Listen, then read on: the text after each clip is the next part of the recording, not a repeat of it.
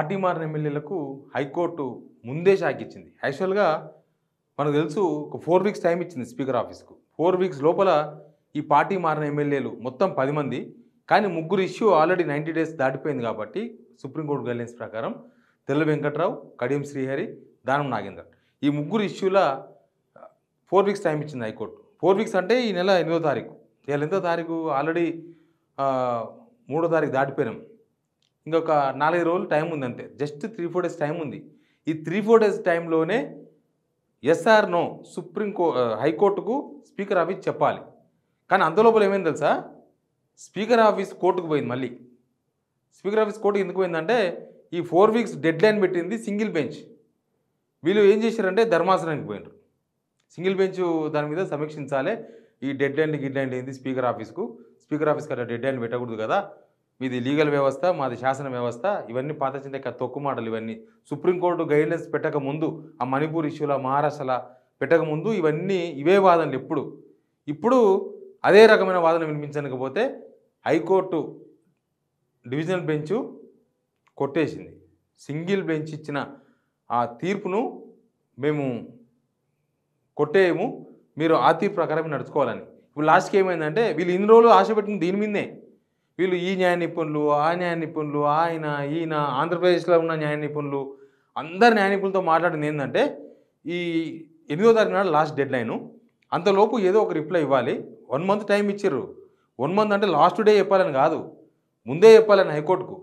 High court single bench ఇచ్చిన దాన్ని వీళ్ళు కొట్టేయాలని చెప్పేసి కోర్టుకు పోయారు. డివిజనల్ బెంచ్కి పోయారు. డివిజనల్ బెంచ్ ఏం చేసింది? సింగిల్ బెంచ్ ఇచ్చిన దాన్నే వాళ్ళు కంటిన్యూ చేస్తాము, సింగిల్ బెంచ్ ఇచ్చిన దాన్ని సమర్థించింది కోర్టు. ఇప్పుడు సింగిల్ బెంచ్ ఇచ్చింది ఏంది? ఈ నెల 8వ తారీఖు లోపు స్పీకర్ నిర్ణయం జరగాలి, స్పీకర్ ఆఫీస్ నిర్ణయం తీసుకోవాలి. వాళ్ళ షెడ్యూల్ ఏంది, వాళ్ళ మీద చర్యలు ఏంది, ఎందుకు ఇంతగానో అది చేస్తున్నారో అర్థం కాలేదు. వీళ్ళు పార్టీ మారలేదు అని చెప్పి మీరు అనుకుంటున్నారు ఎవరైనా?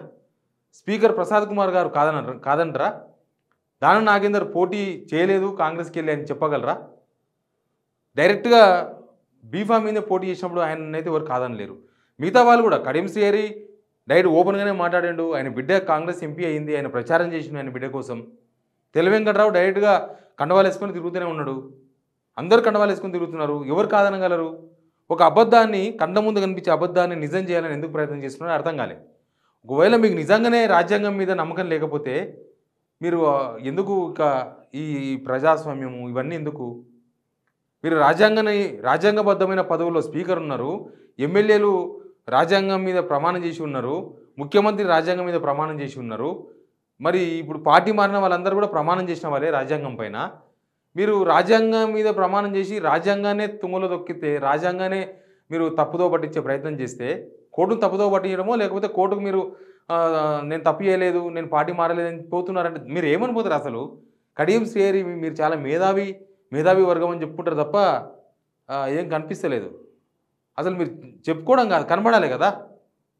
మీరు పార్టీ మారింది తప్పని ఎవరైనా చెప్పగలరా? 10 మంది ఎమ్మెల్యేలు పార్టీ మారింది తప్పు, మేము పార్టీ మారలేదు. అబద్ధాలు కాదు, నిజం చెప్పండి. అబద్ధాలు అంటే మేము మాకు మెడలో దేవుని కాండ వేసిండు, దయ్యం కాండ వేసిండు, ఇవి కాదు. అవి అబద్ధాలని జనాలు దానికి హైకోర్టు అవసరం లేదు, ప్రజా కోర్టులోనే తేలిపోయింది. అప్పుడప్పుడే మీరు మాట్లాడిన నెక్స్ట్ మినిట్, నెక్స్ట్ సెకండ్ నీ ఎమ్మడున్నాడు, నీ పక్కనోడే అనుకుంటాడు, అబ్బా ఏం అబద్ధం ఆడినరా ఆయన అని. పక్కా మీరు ఎప్పుడైతే అబద్ధం ఆడినరో నీ రైట్ హ్యాండ్, నీ లెఫ్ట్ హ్యాండ్, నీ పక్కన ముఖాలు చూడవు సార్, తెలుస్తుంది. అబ్బా అబద్ధం ఆడిన అన్న మంచి అబద్ధం ఆడిన అంటారు అనుకుంటాడు మనసులో, బయటికి పోయినా కూడా. అయిపోయింది, నీ వ్యవహారం అక్కనే తేలిపోయింది. కొత్తగా ఇంక నువ్వు మళ్ళీ దాన్ని కప్పిపుచ్చడానికి ఇంకా 100 అబద్ధాలు ఆడినా అవి నిజం కాదు. నిజం ఎప్పటికైనా నిజం అవుతుందేమో కానీ అబద్ధం ఎప్పటికీ నిజం కాదు. అబద్ధం ఎప్పటికైనా అబద్ధమే అవుతుంది. ఇంకా అట్లా మీ 10 మంది ఎమ్మెల్యేల వ్యవహారం ఉంది. కానీ హైకోర్టులో వీళ్ళు ఇన్ని రోజులు ఏదైతే ఆశ పెట్టుకున్నారో ఆ ఆశ కూడా పోయింది. అసలు ఇన్ని రోజులు వీళ్ళు మాట్లాడింది ఇదే, ఎట్లా చేద్దాం, ఇంకో 10 మంది వస్తే 20 మంది గ్రూప్ అవుతుందా? కుదరలే, కాలే, ఆప్షన్ పోయింది. వాళ్ళు ఎవరు 10 మంది రానికి సిద్ధంగా లేరు. రెండో ఆప్షన్ మేము బీఆర్ఎస్లో ఉన్నామని చెప్పుకునే ప్రయత్నాలు చేసిండ్రు. అది ప్రెస్ మీట్లో పెట్టుకోనో లేకపోతే మీ ఇంట్లోనో మీరు చెప్పుకోనికి వస్తుంది కానీ జనాలకు చెప్పడానికి వెళ్ళలేదు. జనమే యాక్సెప్ట్ చేయేది, కోర్టు ఎట్లా యాక్సెప్ట్ చేస్తుంది మీరు చెప్పే అబద్ధాన్ని? చెయ్యదు. మూడవది సింగిల్ బెంచ్ కాదు, ఇచ్చింది సింగిల్ బెంచ్. ఓపెన్గా మాట్లాడినారు కడియం శ్రీహరి, తెల్ల వెంకట్రావు, వీళ్ళైతే చాలా ఓపెన్గా మాట్లాడారు, నిస్సిగ్గుగా మాట్లాడినారు. వీళ్ళు ఏమని? సింగిల్ బెంచ్ ఇచ్చింది, మేము డబుల్ బెంచ్కి పోతాం.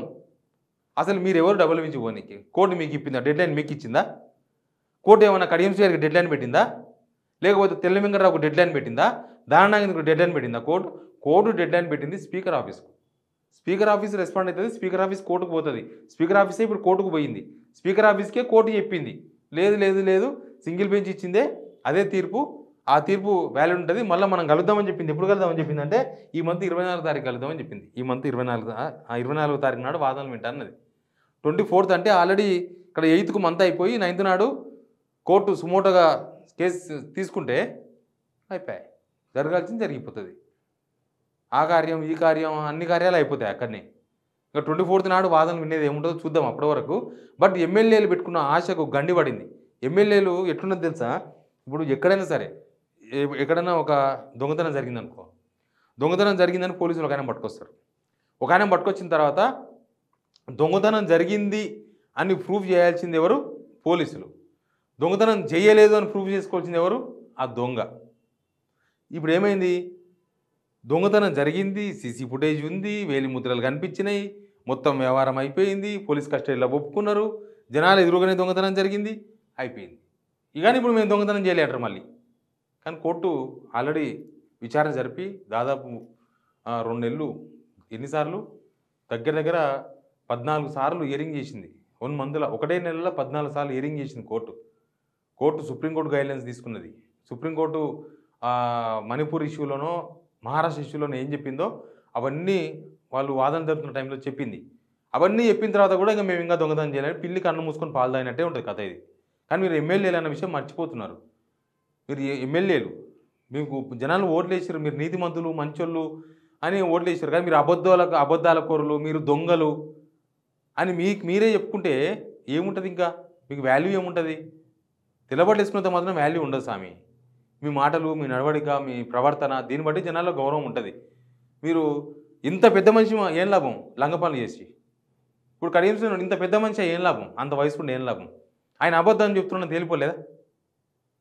ఆయన ఇంకా నేను చేరలేదని చెప్తాడా? పోనీ నేను కాంగ్రెస్ చేరలేదని చెప్పి ఎవరన్నా నమ్మేయగలడా? నమ్ముతారు ఎవరన్నా ఒక్కరన్నా?